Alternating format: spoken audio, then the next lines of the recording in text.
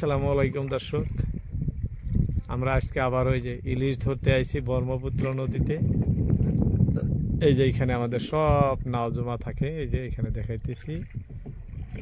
ওইখান থেকে এক এক করে সিরিয়ালে এরকম ভাটা ধরতে হয়। এই যে দেখতেছেন জাল ছাড়তেছে আমাদের কাকা। প্রায় জাল ছাড়া আমাদের শেষ হয়ে আসলো। আজকে অন্য দিনের মতো আবারও এই যে নদীতে মাছ ধরতে আইছি দর্শক।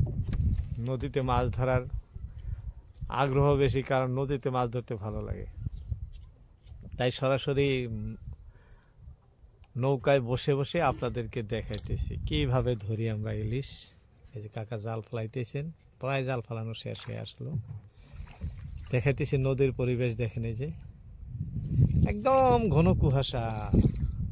নদীতে স্রোত আছে ভালো, কিন্তু খুব কুয়াশা আজকে, আন্ধার। এই যে দেখতেছেন অল্প দূরেই ঠিক দেখা যায় না, এরকম আন্ধার। তার মধ্যেও আমরা মাছ ধরতে আইছি দর্শক। আমাদের জাল ফালানো প্রায় শেষ। চাচা আর ফালাবা না জাল, না শেষ হইল? হ্যাঁ, আর অল্প ফালাবো। তারপরে জাল ফালানো আমাদের প্রায় শেষ হয়ে গেল। দেখেন সামান্য জাল আছে। বর্তমান ভাটায় প্রচুর ইলিশ মাছ হয়।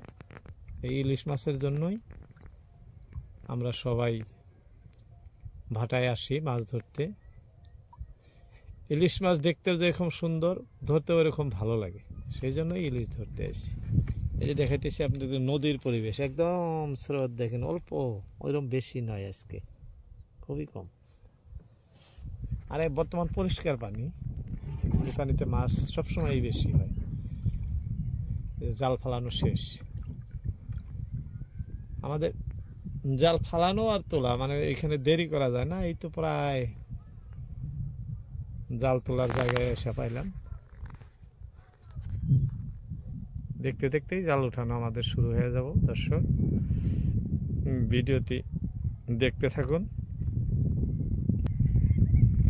দর্শক। আমাদের জাল তোলা পর্ব শুরু হলো। এই যে জাল তোলা আরম্ভ করছে আমাদের কাকা, দেখতে থাকেন। আমরা এই যে পাহাড়ের নিকটবর্তী এসে পাইছি, কারণ এক লম্বা জার্নি ভাটা দিয়ে আসলাম। এখন আমরা এই যে দেখেন পাহাড়ের নিকটবর্তী। এখানে নদীর স্রোত কিন্তু খুবই বেশি, দেখাইতেছি খুবই বেশি। এই যে ভাটা ধরে অনেক না ওই যে উজান দিকে যাইতেছে, এরা ভাটা উঠায় আসলো, আমরা ভাটের দিকে যাইতেছি। জাল উঠাইতেছে কাকা, দেখি কি কি মাছ হয় না হয় আপনাদেরকে সরাসরি দেখাবো আমি।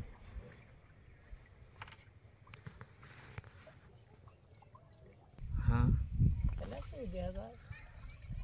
দর্শক, এই যে জাল আমাদের প্রায় তোলা শেষ হলো। এখন পর্যন্ত মাছ দেখিনি। এই যে দেখেন একটা দেখা গেছে, এই যে দেখছেন কি সুন্দর ইলিশ লাগছে। এটাই কিন্তু আমাদের প্রথম ইলিশ।